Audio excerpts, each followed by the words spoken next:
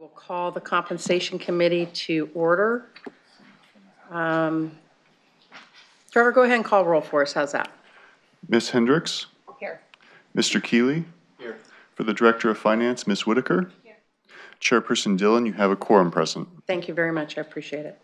Entertain a motion to approve the committee agenda.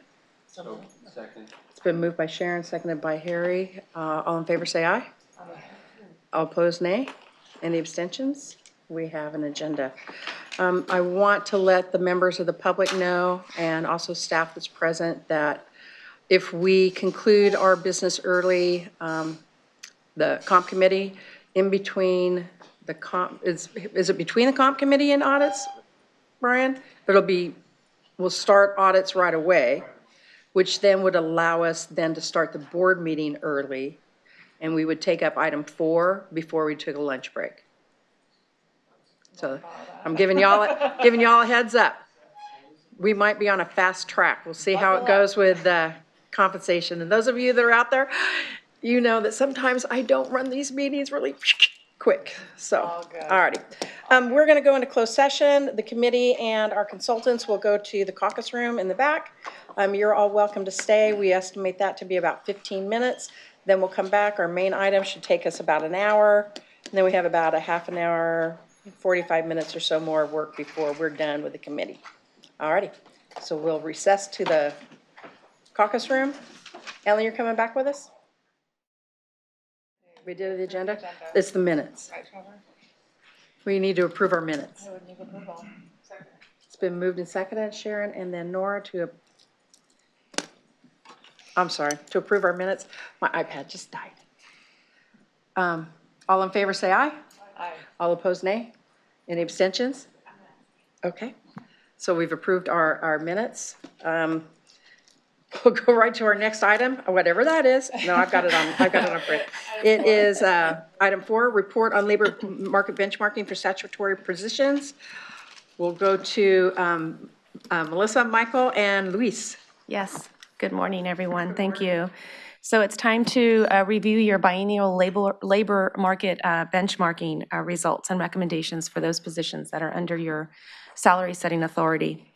For the newer board member here, the comp policy does provide that the committee review labor market data every 2 years. And last time we reviewed it in April of 2017, it was the committee's desire that this continue on a regular cycle. And so here we are 2 years later, again reviewing the labor market information. During the 2017 review, I just want to highlight some of the actions the committee took. There were 3. First, you adjusted the portfolio manager base salary by 5%. Secondly, you decided that the general counsel position would continue to be excluded from the incentive plan, and you adjusted the position's base salary to remain competitive to market. And then finally, you established base salary ranges and incentive opportunity for the newer positions that were being folded into the Ed Code, which is the Chief Operating Officer and the Chief Financial Officer. At that time, the committee was also presented with information that showed total cash was significantly lagging market. No action was taken by the committee at that time, mainly because in the 2017-18 work plan, the committee was already going to be embarking on a comprehensive incentive plan review and felt that that would be a place where they could dive in more relative to incentive opportunity for those positions. So that kind of encompasses an update of what happened 2 years ago. Luis Navas, your primary compensation strategist with Global Governance Advisor, and Michael Oak, your compensation consultant with McLaughlin, are both here to present the compensation review results and recommendations. Before handing over the presentation to both, I do want to highlight just 2 kind of key features of the review. First, the committee is going to be asked to evaluate a base salary range adjustment recommendation for the general counsel and associate portfolio manager positions.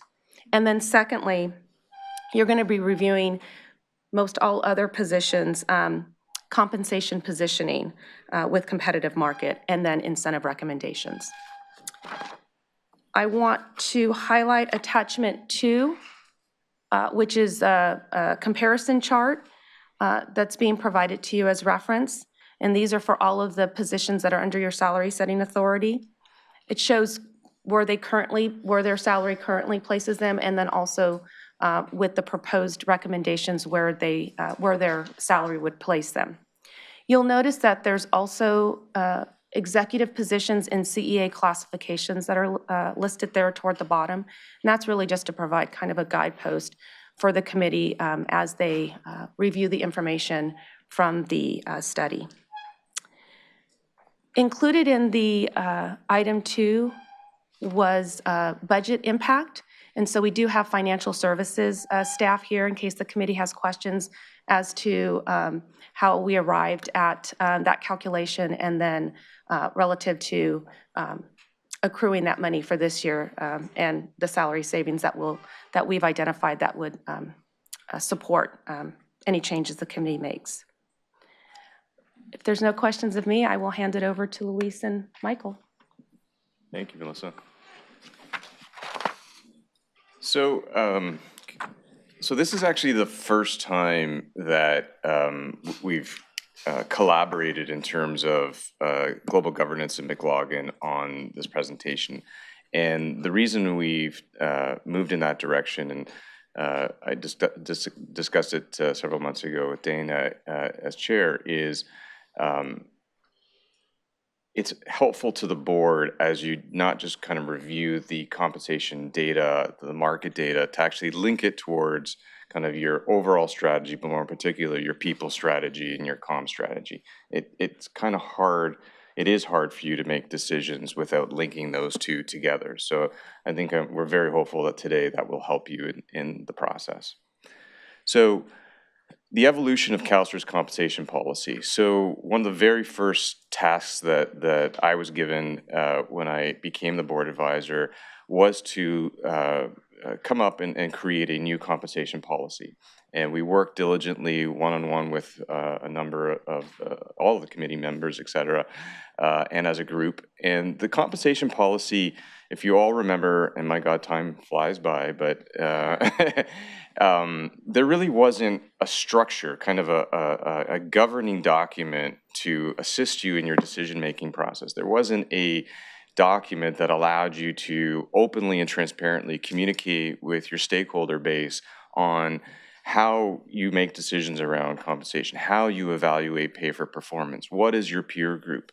And so this has been, I think, a very helpful document in terms of disclosing that and kind of guiding you in terms of your decision-making process going forward. So I just thought it'd be helpful to kind of remind you of some of the key principles of it, particularly for some of the new board members. So again, we did this in the 2011-2012 year. It is something that we typically like to see refreshed every, I'd say, 2 to 3 years. We will be looking at that as part of the upcoming year work plan. But I think it was very well crafted at the time that it's been very helpful kind of going forward. But that comp policy again does direct your decision making around the compensation plans at CalSTRS, and it allows you to develop the recommendations, obviously working with McLaughlin and also ourselves. Some of the 3 key principles that the board were very passionate about that the compensation policy would capture.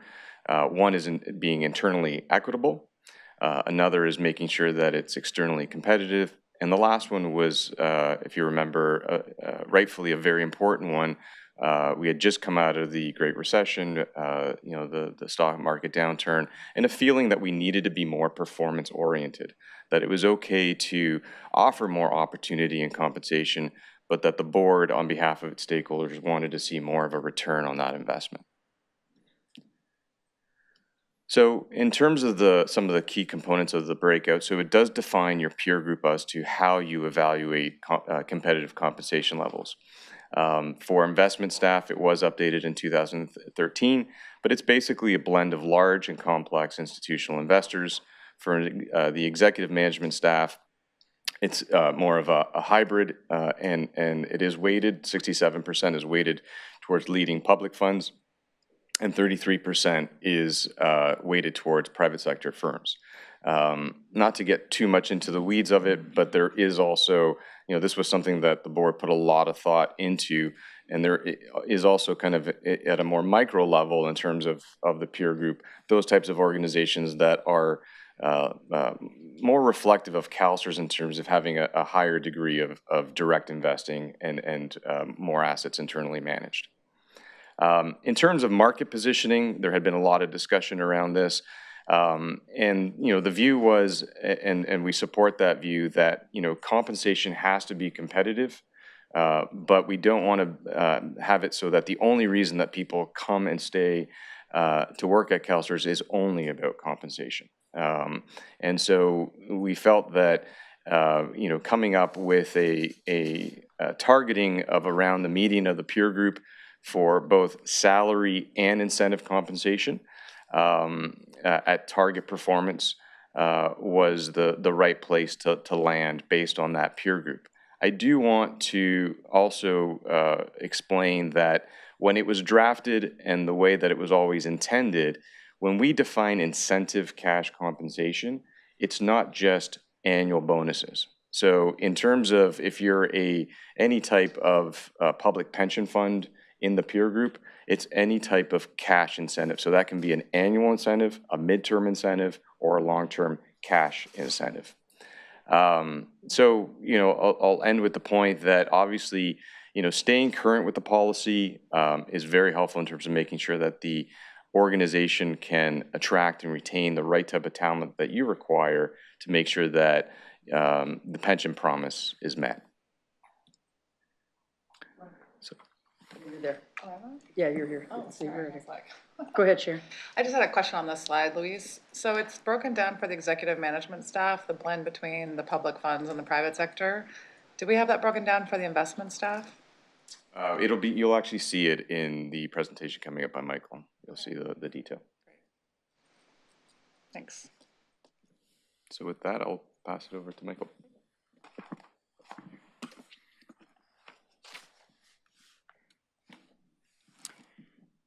Is it okay if I skip just kind of to the meat of it? Because a lot of this is duplicative, save everyone's time a little bit.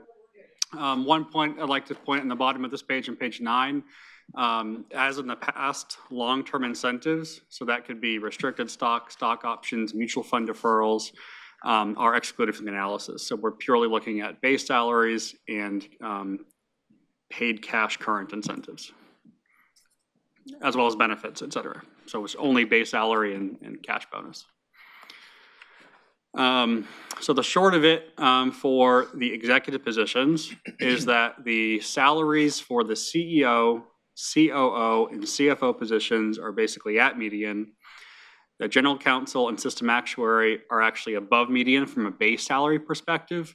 And as we'll see in a couple slides, they're higher relative to base salary, but quite a bit below relative to total cash compensation, factoring in incentives that peers offer. And then for all positions, once factoring in incentive compensation, all positions are below that targeted median.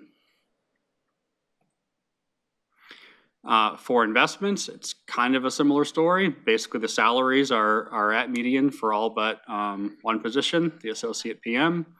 And then when you factor in incentive compensation, all positions lag market. So when we look at a little bit more detail here, so I'll go, let's pick on the CEO on the right, just to make sure everyone understands what's being presented in the data. So the bars at the top of the page, for the blue bars, which are the market, they represent, at the bottom part of the bar is the market 25th percentile. So in other words, a quarter of the market actually gets paid less than that number, but that's the 25th percentile. The top of the bar is a 75th percentile, and that little white line that separates the two is median. And then for CalSTRS, that represents your midpoint, minimum, and maximum. So looking at the CEO data kind of below that, the median for base salary for CalSTRS is 400 versus 408 for the CEO position. We call that not statistically significantly different. That's the same to us. So you can see here kind of across, with the exception, as we mentioned before, of the two positions that were a little bit above, the CFO at 250 versus 259, COO of 250 versus 255, system actuary a hair ahead, 260 versus 238, and general counsel 345 versus 288. So on a base salary perspective, all but those two positions are kind of right on mark. And Michael, the main difference between the general counsel and the others are that the others are incentivized and the general counsel is not. And we set the salary to be commensurate with a non-incentivized but salaried position that was somewhat comparable to the incentivized positions, correct? That's correct. So in other words, if we go to the next page, you set your base salary for the general counsel to be competitive with this number, or what this number was at the time, rather than the base salary alone. So because you weren't offering incentives, you wanted to make sure that the total pay opportunity was competitive. So this slide, we've, as we just implied, we've added in the incentive compensation. So just a visual, it's a big difference. So factoring on that CEO position again, factoring in your maximum incentive of 720 versus the market median of right around $1 million. And I think it's important to realize that this is your maximum, the most the person can earn versus the median of the market. So if someone's salary is at the midpoint of the range, they cannot earn anything other than less than median pay based on your policy. So that's just important to realize what we're presenting here. Now, of course, if their salary is above midpoint, there's going to be some difference. But someone at midpoint or below, their total pay opportunity, if they maximize their incentive, they would be below median, like guaranteed. Does that make sense? So again, kind of as we go through the positions, the CFO, your midpoint of 325 versus the market of 398, COO 325 versus 397, system actuary 312 versus 359, general counsel 345 versus 427. This is salary plus cash incentives.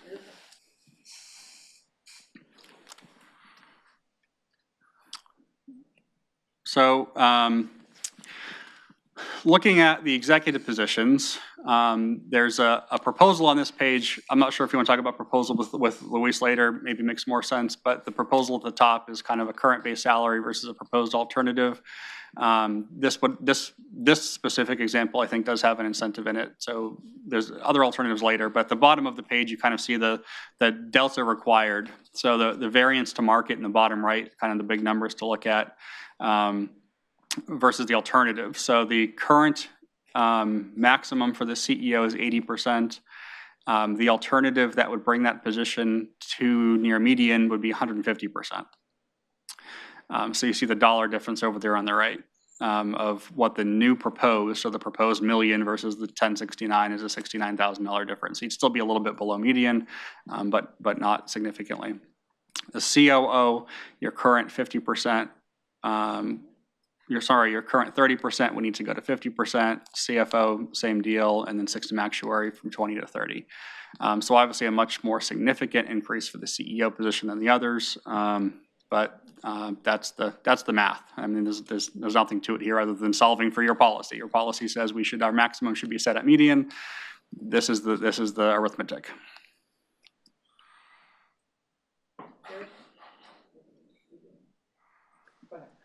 In other words, another way of putting that, if we're not comfortable with your arithmetic, we'd have to change the policy. Yeah, I mean, if you're not going to follow your policy, you should either follow it or change it, but right. Yeah. Okay, yeah, thanks. And as we get into the investment positions, we kind of looked at the summary earlier. For the base salaries, generally you're in the ballpark. I won't read all these numbers to you. Some of you've had a chance to review them and can read them. Salaries are in the ballpark. You factor in cash incentives, and you're pretty significantly behind market. So if we look at the implication of those changes, the current max for the CIO of 100% would basically need to double to 200%. The deputy CIO, we need to more than double from 80 to 175. Investment director, 75 to 125, and so on and so forth. Obviously not as significant for the associate portfolio manager as the director of investments. For the base salary for the associate portfolio manager, I skipped it up top there. That was below market. So an increase in that would be required to be the median. And we also wanted to point out that the IO3 position and the associate portfolio manager position would have a pretty significant overlap in those salary ranges if you don't make a change. So our alternative and recommendation is based on the market data. So the market data suggests that your policy says this position should be paid at median and you're below that. So that's what this recommendation is based on. But we also thought it important to point out from an internal equity standpoint that you'd have this overlap between positions that are reporting to one another. Questions? And about sort of the breakdown for the investment staff versus the executive staff, and it seems like the investment staff, there's more of a tilt to the private sector. So let me see if And I'm just we thinking have, about recruitment. So it's actually, here is the peer group for the investment staff. So it's leading institutional investors that are listed here, plus private sector peers. There's 31 of those organizations of 150 to 350. And this data set is combined into a single data set. So there's no explicit weighting of 67-33. We basically take all the individual people, throw them into a database, and then calculate the percentiles based on that. So larger firms with more employees would be counted more than smaller firms with fewer employees. On balance, it's probably maybe some slight bias toward private sector, but I think there's also, you have some really large institutional investors in here as well. And as I'm sure you've studied and observed, the Canadians in here, their pay levels generally approximate the private sector pay. They don't have a public fund discount in Canada like we see in the US. So I don't know if there's if you care to know the actual breakdown by position of public versus private, we can calculate that. There's certainly probably some just based on number of employers, but we're looking at $150 to $350 billion private sector firms. So they've been size adjusted. So you don't have, big multi-trillion-dollar firms in there with, tens of thousands of employees. But the mix we're using with executive management is Yeah, similarly weighted to your investment staff. executive management is like an explicit 67% of, so we on the back end, what you don't see is we calculate two numbers. One would be what's the median for this peer group that's shown here, which is your public fund peer group, and then what's the median for a broad range of private sector firms. And then again, we just do the arithmetic, 67% times this number, and then 33% times the other number, and add them together. Okay. I'm just thinking about, future recruitment and kind of where our hires are going to be coming from, and just wanting to make sure that there's alignment with our Yeah, executive. absolutely. And when we were, for those of you that were in the, I think it was 2012 and 2013 conversations about the peer group, there was lots of different alternatives considered, and it was a lot of work, a lot of effort, and a lot of thoughtfulness from everyone involved. So I think that your investment group is well calibrated, and particularly your executive peer group was also probably well thought of at the time, but it's a little bit more stale in terms of the deep conversations that have gone around. Is this appropriate? And are these who we recruit from, et cetera? So I think similar to Lewis's comment earlier, I think as a policy, reviewing them every 2 or 3 years is good. And some firms might say, hey, we think our peer group remains good, don't need to touch that. And others in that review might say, hey, let's look at some alternatives. So I don't have a bias in terms of if you think you've got a really good peer group and it's executing well for you and is working well, then there's don't fix what's not broken. At the same time, it's good governance to just kind of, at least review it and ask the question, should it be reviewed? So without introducing any bias toward consultants who get paid more when we do this work, right? I think it's good governance to review it every couple of years, but that doesn't necessarily mean change would be required. Just have you all ask yourself, are we comfortable with this peer group? And the last time we approved our peer group was 2 years ago. Is that right, Louis? No, 2013. Oh, I was going okay. to say, it was longer. And 6 years So ago. is I'll that just add, something- Can I just finish the yeah, thought? yeah. Louise, is that something? Here, hang on, Sharon, get I'm back sorry. in there. Sorry. Is that something that we would consider? Absolutely. On the work plan, or? We tie it into the actual compensation policy at the same time. But like Michael said, it does not need to be a painful process. It's really just to make sure that, what's changed, is there anything, and particularly at points in time, which is why we've proposed it for the following year, where you're actually thinking of a potentially a different strategy. So what impact, I was so happy to hear you say, are these organizations that we might recruit from, et cetera, because that's the exact kind of thinking that you want to be applying. So. So you're looking at maybe doing it in the 2021, refreshing this? Yeah. Okay, great. If we have a plan, I just like knowing it's in the plan. Okay. So, Well, No, I hang was on a just second, gonna- hang on a second. So if the last time we did the executive comp, we did the investment peer group Yes. and had a big discussion, decided wasn't it 2 years ago that we decided the investment? Or was it 5 years ago we decided the investment was right? Yeah. So if we wait another 2 years, so that's 6, that's 8 years. Yeah. Michael's saying every 2 to 3 years. And he's So- just so referring then to the what- peer what- group. Then the question is, should we be looking at the peer group sooner than 2 years? So I think there's an opportunity in the 2019-20 work plan When we take a look at the to collaborative model? explore the peer group with Louise when you look at the whole compensation program. So it's definitely That would be on the included in- horizon sooner rather than later. All right. And just to be clear, our preference is always to look at holistically with the policy, Yep. because the peer group is part of the policy. Got it.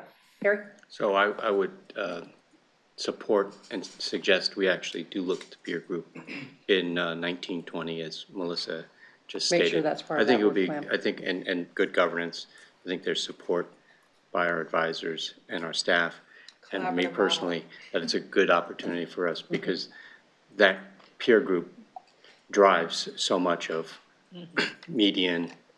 The numbers are really driven by who the peer group is.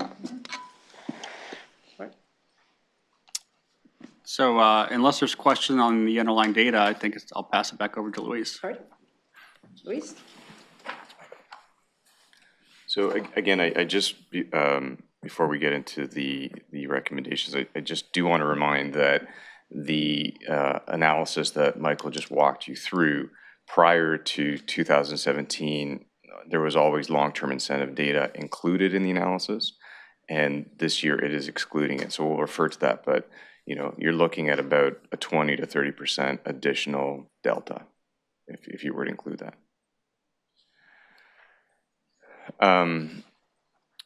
So what we've done here is again, trying to link the excellent work that Michael and his team have done around the compensation research and link it back to a lot of the work that the board has done around both overall strategy, people strategy, compensation strategy.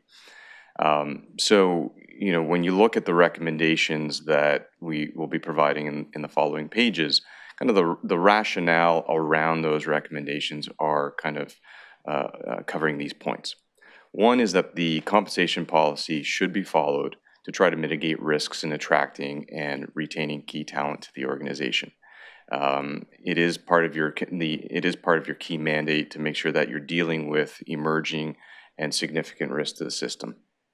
As we just talked about, it is best practice to kind of follow that policy. I think the way you should try to think about it, especially for some of the newer board members, is similar to the investment policy. It would be very rare for you to say, okay, even though we have, say, 10% allocated to private equity, hey, we're gonna do 50%. And so when we put it together in 2011, 2012, it was to provide these guiding principles to you to follow consistently every time that the review is being done. The other key kind of rationale around the recommendations that you'll see is that the pay gap between CalSTRS and the market continues to grow. And the longer you wait to close that gap, it becomes more painful and difficult to make the adjustments.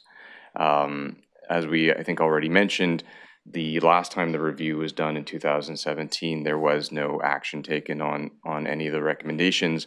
And even prior to that, the studies that were done, the changes were nominal. So I think the organization has done a phenomenal job of still trying to attract and retain good talent, but the gap has really become large. in terms of what CalSTRS offers relative to the market and specifically relative to the peer group in the board-approved policy. So we historically have refrained from kind of pointing out one specific organization in the peer group that you compete against for talent. Frankly, you do have a competitor that is significant in size, not that far away from you, and this will be the first time that we are pinpointing one organization in the peer group. And the reason is, I talked to you about this last fall. There has been a lot of work in the past year or so going on at CalPERS in terms of significantly revising their compensation plans. They made a dramatic shift in their compensation policy and strategy. That dramatic shift has caused significant changes that will take place for the most part effective this July. And in kind of a variety of key investment staff positions, you're looking at an opportunity for those individuals to earn anywhere between 200% and 300% more than CalSTRS. And, so we're pointing that out really for the point that I think most kind of, research or even anecdotal information can show that, people will typically remain within an organization if the compensation delta is not too much. But once it starts to kind of escalate over 15 to 20%, it does kind of change people's view on that. So we just want to be sensitive to that. Another point, which I mentioned earlier, is that the McLaughlin report, as was requested by the board at the last turnaround, does exclude long-term incentives. And the compensation policy, the way it was drafted, was to include all forms of cash incentives, annual, midterm, and long-term. And I point that out because, one, there is now more of a trend amongst U.S. Pension funds to have that form of compensation, that tool. I think many of you know, frankly, that it can be actually a very effective tool in terms of retaining and attracting talent and driving higher performance. But again, the numbers that you saw that Michael presented showed a gap, but that gap did not include long-term incentives. So you'd be looking at numbers about 20 to 30% higher on average. We're sensitive in terms of the rationale on kind of the cost of retention and attraction. It always, when you lose good people, it's not always easy to kind of fill that gap. There is a cost in doing so. We want to make sure that any adjustments that are required can be made so that CalSTRS can properly plan around any type of succession planning at all key levels, and that it goes smoothly. There are kind of retirements in the planning, and we just want to make sure that staff and the board has the proper tools to plan for those. And then lastly, this is something that indirectly or directly we've talked about over the years in terms of looking at different ways to generate higher kind of net returns as an organization. And I think there was a very good presentation made yesterday by staff to the board around the collaborative investing model. But to be frank, in order for the collaborative investing model to work, there would be a need to kind of change both the compensation levels and potentially design to make sure that it allows you to recruit the type of talent that you will need with that kind of specialized talent to do the collaborative model. Sure. Can I ask a question? Yeah. Alan, I wondered if you might be able to give some insight, because that's one of the things I've been thinking about with the collaborative model is, because we heard, bless you, we heard, bless you, salut. Thank you. We heard Scott, yesterday talk a little bit more about, obviously we're going to be hiring new staff, and I've been curious about the recruiting pool for that. Like because we're looking at a collaborative model, we're looking at hiring a consultant for the collaborative model. I assume the kinds of staff we want to hire for that might be different than your classic investment staff from an institutional investor. They could come from endowments, they could come from the Netherlands, they could come from Australia or have specialized. And so I was just curious for you, Alan, what do you think about in terms of just recruiting for the collaborative model, in terms of how compensation might be impacted? How do you think about that? For the record, Alan Emkin Makita. Oh, that was weird. I know. Sorry. I'm I think that might be still, the first time I'm still getting used to really it. understood that you said that, yeah. The key to the collaborative model is reducing the number of places where investments leak out due to cost and expenses. And there are multiple places where that occurs. The fewer you have, the same investment with less cost will generate a higher rate of return. There's no great mystery to that. Those skills are in high demand, and you're going to be competing on a global basis for people who have the ability to understand, negotiate, and execute strategies that don't require the involvement of all those layers of high-priced institutions. Right.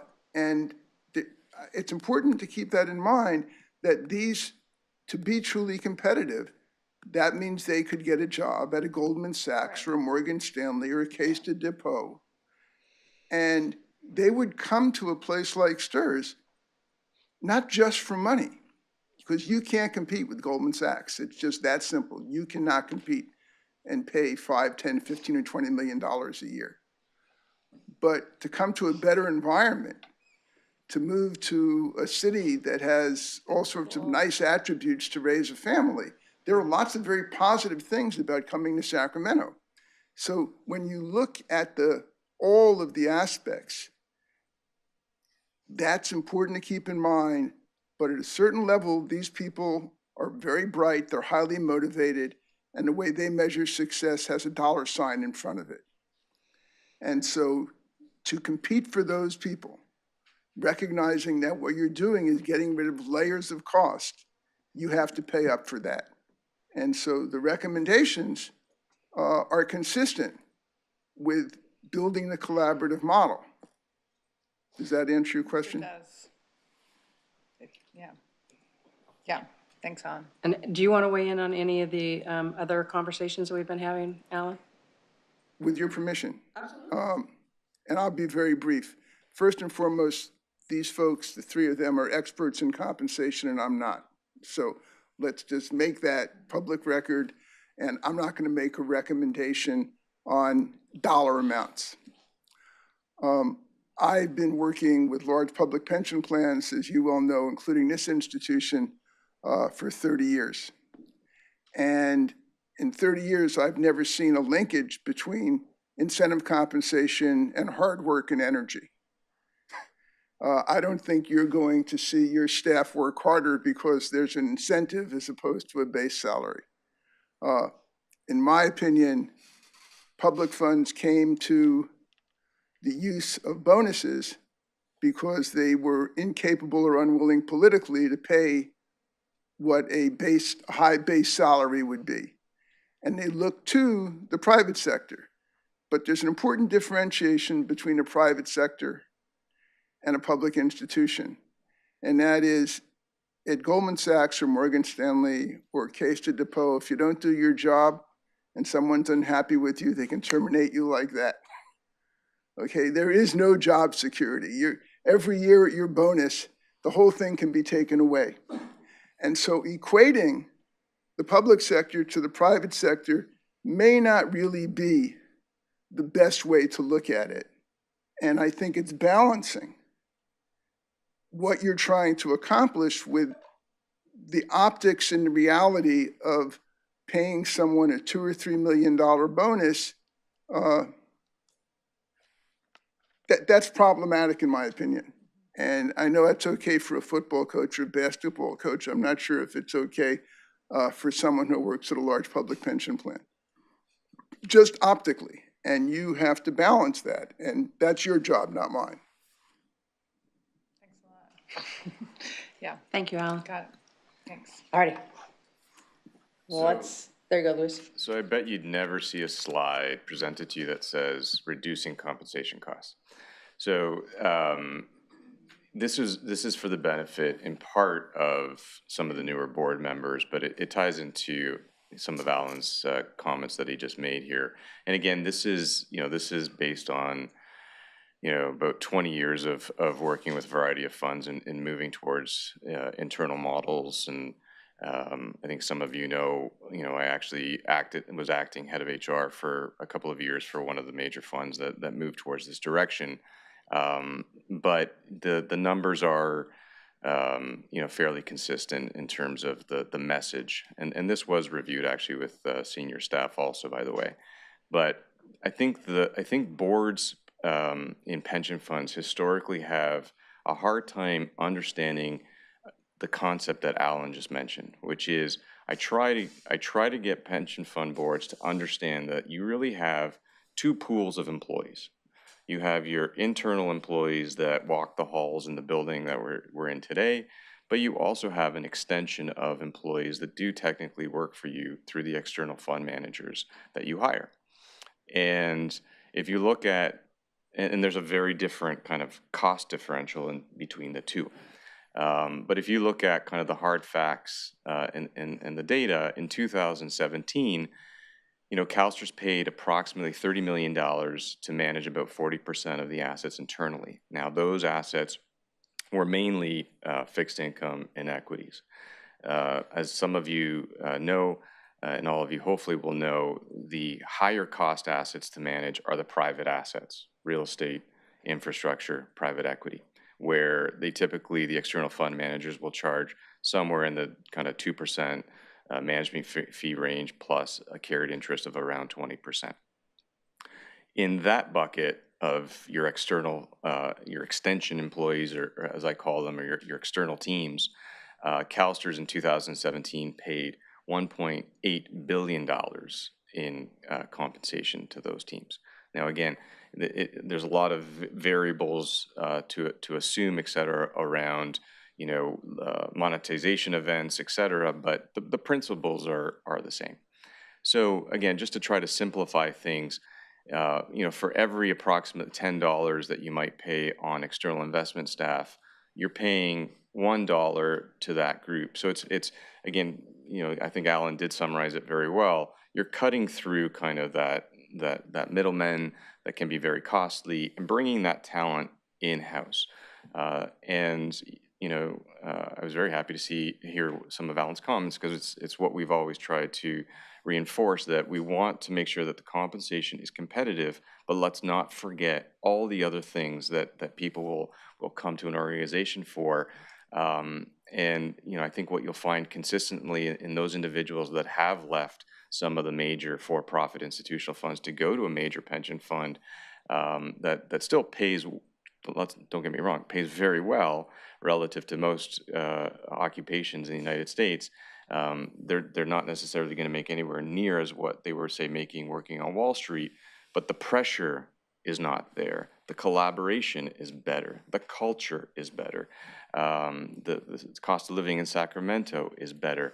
And they're not being forced to live on a quarterly basis in terms of hustling the assets. Those assets are coming in the door. Your job is to focus on investing them and generating a good return on investment. The last one is you're also not thinking in terms of 5 to 6 year returns, which can be very hard to do. As a pension fund, you've got a much more longer term focus, which makes the job a little bit easier. But based on those statistical and data principles, you're kind of, as it pertains to CalSTRS, with the collaborative model, again, focus on private investments, and depending on how fast you can moving towards that model, which will be, contingent on how quickly you can actually hire internal investment staff, you're looking at significant annual savings. And, we've had clients that over a 20-year period went from being in significant pension deficits, where today they're sitting at 120% fully funded, right? And there's a lot of different variables that got them there, but one of them was taking the savings that used to be, paid out and given to the external fund side and moving it in-house and applying it to either lower contribution rates, higher benefits, or eliminating or reducing the funding deficits. Thanks, Dana. I'm trying to, there's a lot in this item. There are a lot of numbers. There are a lot of compelling reasons to take some sort of action. At the same time, there's, balancing the other side of the conversation. I'm just trying to process the timing of this item relative to, in the recommendations, whether it's 1, 2, or 3, there's a case being made for us to take action today. I'm trying to understand what's the downside of us not taking action today and potentially taking action in July or in September. And I know there's moving dates when things can be implemented, but I'm trying to understand, get comfortable with that, and I'm not, and I haven't been able to get there yet, and I'm trying to understand that. I think it's about going back to the rationale. So I ended the rationale before we get into the detailed recommendations. And our recommendation is actually to take action today. So really the collaborative model is something that, will play itself out. There isn't necessarily a major urgency in terms of making compensation recommendations that reflect or pertain to the collaborative model to make it today. But it is the other points. It's the points that you have a compensation policy that was approved by the board that there is a gap to. It's really not being kind of followed to that principle, excluding anything around the collaborative model.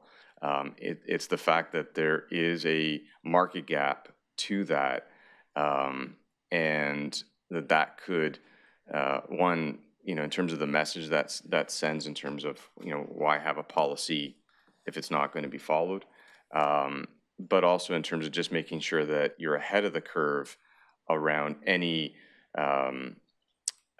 potential issues that could come about in terms of retention and attraction issues. And Harry, it's the, this was something that came out of this year's work plan. We're at the end of the work plan. So this is like the finished product before we go into the next year's work plan. And Yeah, no, it's probably me. I mean, I No, admit it, it's- it is probably no. me. I would also like to, it's in the other slides, that to point out that if you take action on the recommendations, 95% of the recommendations are all performance weighted. And so if you increase a performance opportunity for an incumbent, that change doesn't actually get felt for at least another year. So this would be, And it's There's a predicated on lag. performance. Correct. this would be for next year. Right. not this So it's stuff. by taking action before July 1st makes it possible that in the next fiscal year, these incentive bonuses can be actualized. You're not actually writing In 20, any checks 21. today. You're actually saying, It makes I'm going to 20 give you the opportunity to actually earn X based on you generating what I want to see in terms of return on investment.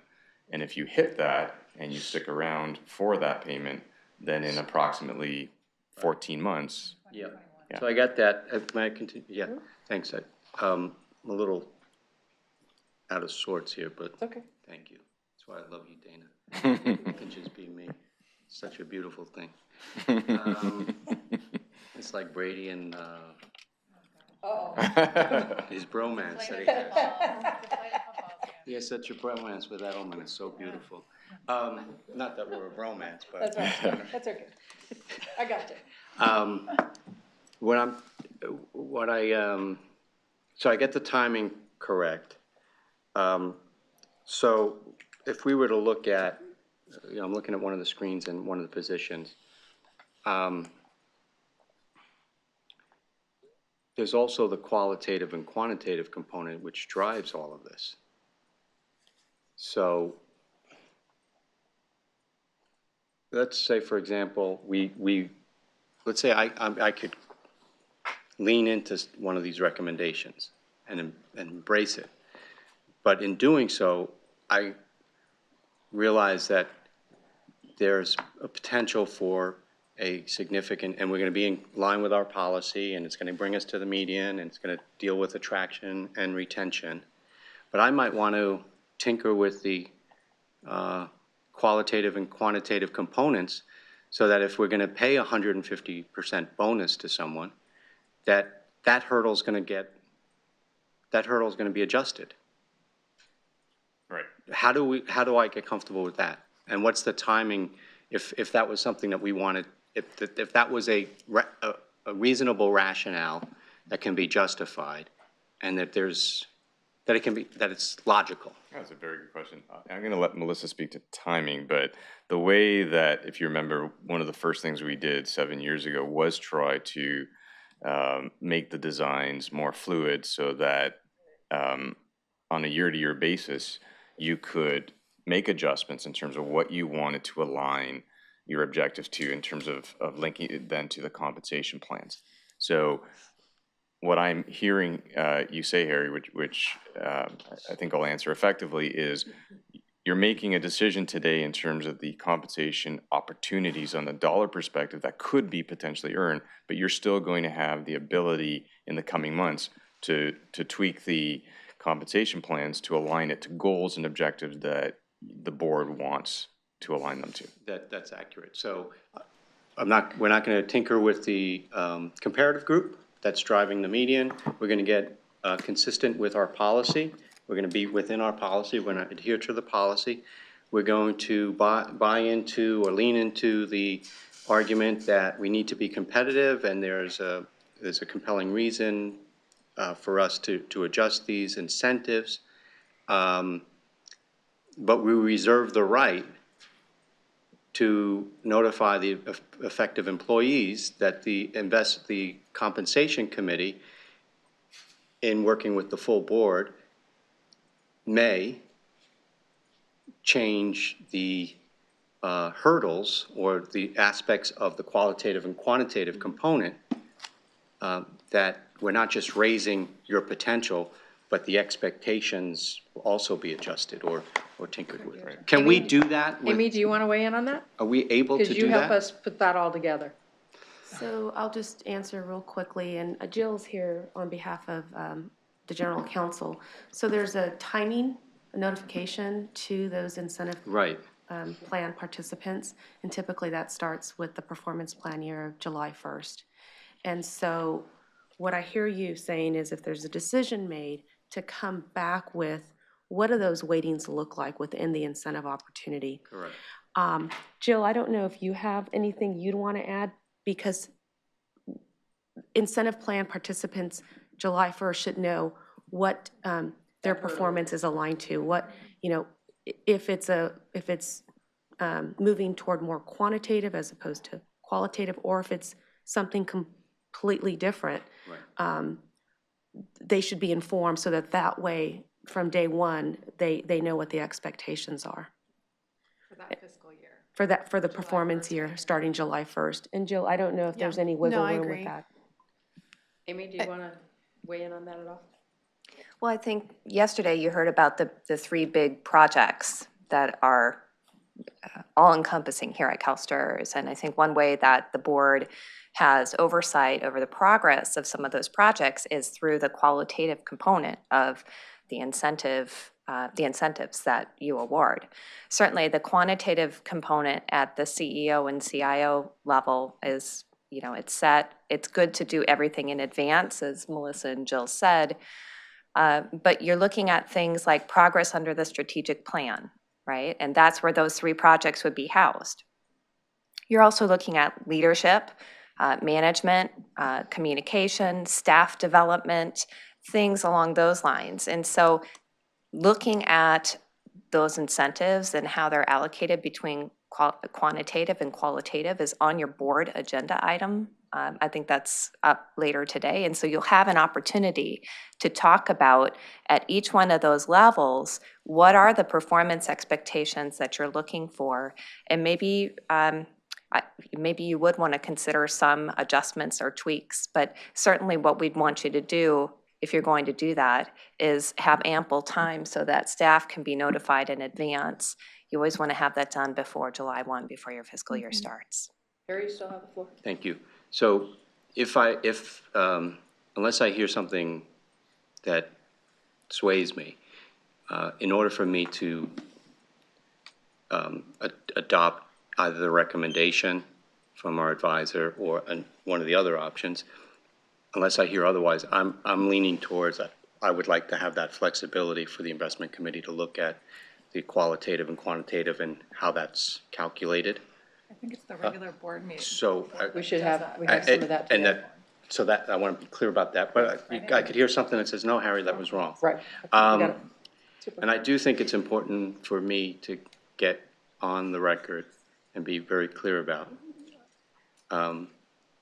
I embrace what we're trying to do to incentivize and reward the approximately 140 or 150 employees, or the employees in the investment branch that are affected by this, as well as our CEO, COO, CFO, system actuaries, people that are identified.